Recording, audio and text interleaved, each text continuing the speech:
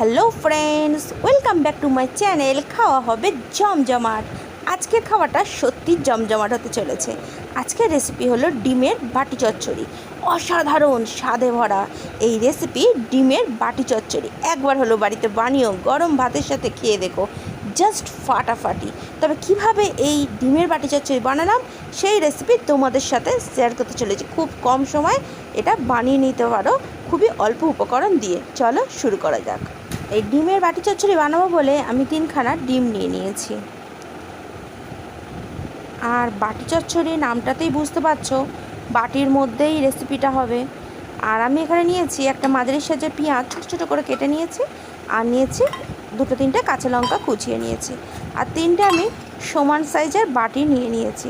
তবে সবসময় ফ্ল্যাট বাটি নেবে, তাতে এটা রেসিপিটা বানাতে খুবই সুবিধা হবে। এখন আমি বাটিগুলোর গায়ে ভালো করে তেল লাগিয়ে নিচ্ছি। এখানে আমি সাদা তেল ইউজ করেছি, ভালো করে একটু বেশি পরিমাণে তেল দিয়েছি।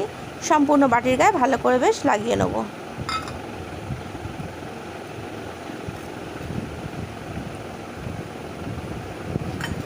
ভালো করে তেল লাগানো হয়ে গেল। এবার একটা করে ডিম ফাটাবো আর একটা বাটির মধ্যে দিয়ে দেবো। প্রথম ডিমটা ফাটালাম, ফাটিয়ে একটা বাটির মধ্যে আমি প্রথম বাটিতে দিয়ে দিচ্ছি। তবে ডিমটা ফাটিয়ে যখন বাটিতে দেবে তখন অবশ্যই খেয়াল করো যেন কুসুমটা ভেঙে না যায়। কুসুম ভেঙে যদি যায় তাহলেই এটা স্বাদটা অন্যরকম হয়ে যাবে। 2টো ডিম আমার বাটির মধ্যে দিয়ে দেওয়া হলো। এখন 3 নম্বর ডিমটাও আমি বাটির মধ্যে ঢেলে নিলাম। ব্যাস, ডিম ফাটিয়ে বাটিতে নিয়ে আমার কমপ্লিট হলো। এবার আমি এর মধ্যে দিয়ে দিচ্ছি কেটে রাখা পেঁয়াজ কুচি।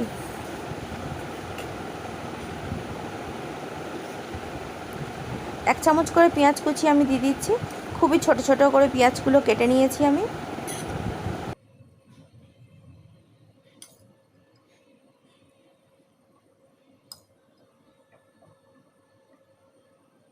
দিয়ে দিলাম কুচিয়ে নেওয়া লঙ্কা। এটা তোমরা তোমাদের স্বাদ মতো লঙ্কা কুচি দেবে, তোমরা যেরকম ঝালটা পছন্দ করো। আর দিয়ে দেবো স্বাদ মতো নুন, এটাও তোমরা তোমাদের স্বাদ মতো ইউজ করো। তবে নুনটা দেওয়ার সময় চারিদিকে একটু ছড়িয়ে ছড়িয়ে দেবে, নাহলে এক জায়গায় নুনটা বেশি পড়ে যাবে। ব্যাস, বাটির মধ্যে এবার একটু হালকা করে নাড়িয়ে দিচ্ছি আমি, যাতে নুনটা এখানে ভালো করে মিশে যায়। বাটির মধ্যে দেয়া এটা কমপ্লিট হয়ে গেল। ডিমটা আমার রেডি হয়ে গেছে। এখন আমি গ্যাসের মধ্যে একটা কড়াই বসিয়ে দিচ্ছি, আর তার মধ্যে দিয়ে দিয়েছি 1.5 কাপ মতন জল, আর একটা স্ট্যান্ড আমি বসিয়ে দিয়েছি। জলটা গরম হতে এর মধ্যে একটা আমি ভাতের হাঁড়ি সরা বসিয়েছি, তোমরা স্টিলের প্লেটও ব্যবহার করতে পারো যদি কড়ার সাইজ মতো থাকে। আর উপর দিয়ে 3টে বাটি বসিয়ে দিয়েছে। এখন আমি কড়াটা ঢাকা দিলাম। গ্যাসের ফ্লেমটা মিডিয়াম রেখেছি, আর মিডিয়াম রেখে আমি 10 মিনিট এটা ভেপারে হতে দেবো। ফিরে আসলাম 10 মিনিট পর, ঢাকাটা খুলে দেখছি এখন আমার ডিমটা কি সুন্দর সিদ্ধ হয়ে গেছে। এখন আমি এটাকে নামিয়ে নিচ্ছি।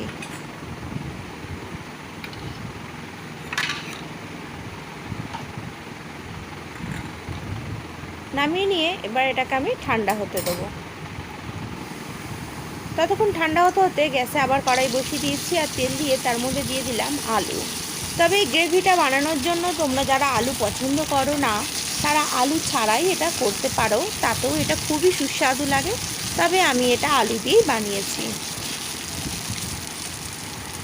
আলুটাকে বেশ লাল করে একটু ভেজে নিচ্ছি, আর দিয়ে দিলাম নুন। আলুর মধ্যে নুনটা দিয়ে ভাজলে আলুটা নরমও হবে, আর আলুর মধ্যে নুনটা ঢুকলে বেশ খেতেও সুস্বাদু হবে। বেশ ভালো করে নাড়াচাড়া করে নিলাম। এবার চাপা দিয়ে দিচ্ছি। আলুটা ভাজতে ভাজতে একটা মিক্সির বাটি নিলাম, তাতে আমি দিয়ে দিয়েছি 1.5 ইঞ্চি মতো আদা ছোটো ছোটো করে কেটে নিয়েছি, আর দিয়ে দিলাম রসুন। 10-12 কোয়া মতো রসুন দিয়ে দিয়েছি। দিলাম গরম মশলা, দারচিনি, এলাচ দিয়েছি। দিয়ে দিচ্ছি একটা তেজপাতা আধখানা করে। দিয়ে দিলাম কাঁচা লঙ্কা স্বাদ মতো।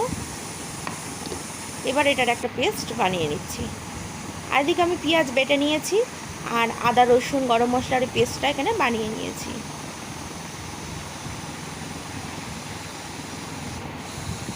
আর ডিমটাও আমার এখানে ঠান্ডা হয়ে গেছে। এখন ডিমটাকে আমি ছাড়িয়ে নেব। একটা চামচ বা ছুরি দিয়ে ভালো করে বাটির গাটা এরমভাবে আগে চেঁচে নিতে হবে, যাতে গা থেকে ডিমটা ছেড়ে যায়। আর বাটিতে যেহেতু তেল লাগানো আছে, খুবই সহজে এটা ছেড়ে যাবে।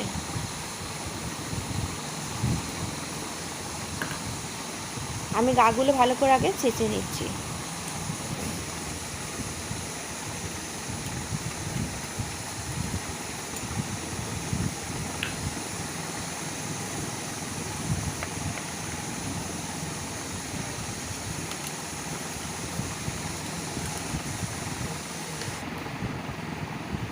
দেখো কত সুন্দরভাবে বাটি থেকে এটা উঠে এসছে।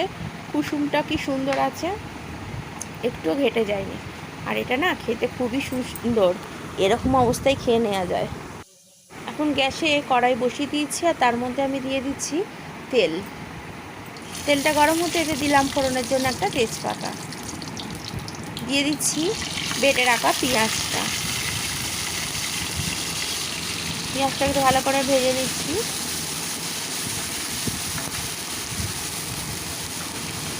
পেঁয়াজটা ভাজা হতে হতে এখন দিয়ে দিচ্ছি আমি আদা রসুন গরম মশলা যে পেস্ট বানিয়েছিলাম সেই পেস্টটা। এটাকেও ভালো করে আমি একসাথে পেঁয়াজের সাথে কষিয়ে নিচ্ছি। দুটো উপকরণই বেশ ভালো করে কষিয়ে নিলাম।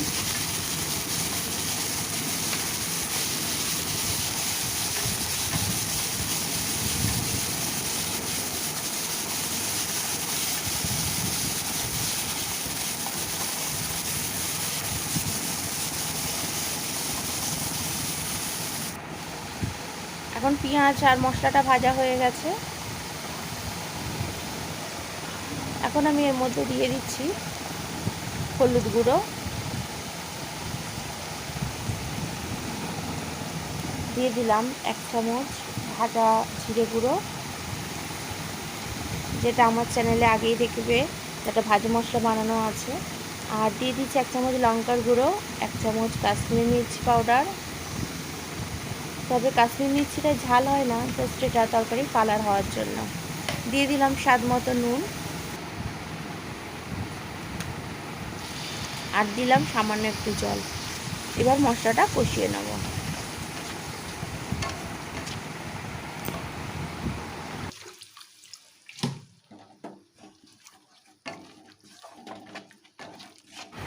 গ্যাসের ফ্লেমটা মিডিয়াম রেখে মশলাটা আমি কষিয়ে নিচ্ছি। মশলা থেকে তেল বেরোনো শুরু হয়ে গেছে। এখন মশলাটা প্রায় কষানো শেষের দিকেই চলে এসছে।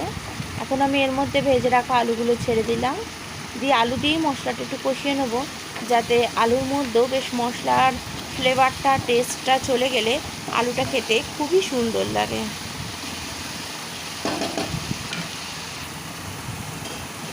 এখন একটু চাপা দিয়ে দিচ্ছি, যাতে আলুর মধ্যে মশলার ফ্লেভার আর টেস্টটা ঢুকে যায়। 5 মিনিট পর ঢাকাটা খুললাম, দেখো কতটা তেল বেরিয়ে এসছে। মশলাটা কষতে কষতে আর একটু নাড়াচাড়া আমি এটা করে নিচ্ছি।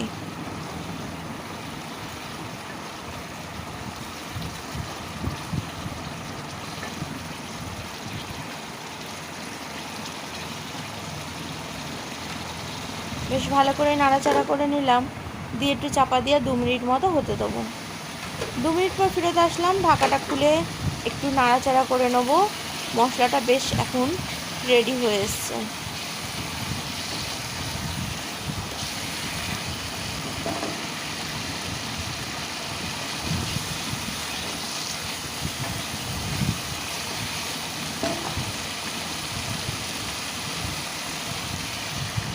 এখন উপর দিয়ে একটু গরম জল দিয়ে দিলাম, খুব বেশি দেবো না আমি।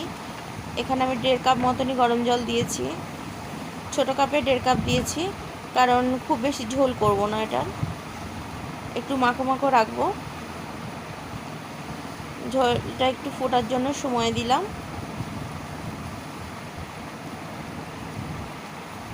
এখন যে ডিমটা আমরা বাটিতে বানিয়েছিলাম, সেই ডিমটা আমি একটা একটা করে এর মধ্যে ছেড়ে দিচ্ছি।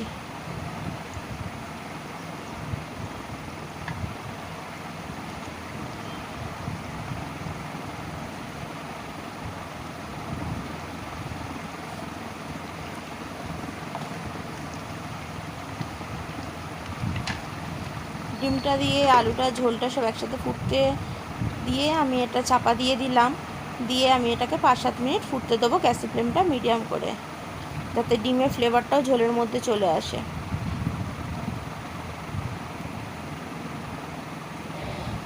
ঢাকাটা খুলে দেখব কতটা হলো। বন্ধুরা, একবার হলেও এটা বাড়িতে বানিয়ে দেখতে পারো, খুবই কম সময়ে এটা বানানো যায় আর খুবই টেস্টি একটা খাবার। আশা করি ভালোই লাগবে। এখন আমার গ্রেভিটা রেডি, এবার নামিয়ে নিচ্ছি। একটা সার্ভিং প্লেটে আমি এটা তুলে নিয়েছি। যারা আমার চ্যানেলে নতুন বন্ধু আছো, রেসিপিটি দেখে ভালো লাগলে চ্যানেলটিকে সাবস্ক্রাইব করে নিও, পাশে থাকা বেল আইকনটিতে অবশ্যই ক্লিক করো, যখন যে রেসিপি আমি আপলোড করব তার নোটিফিকেশান পাওয়ার জন্য।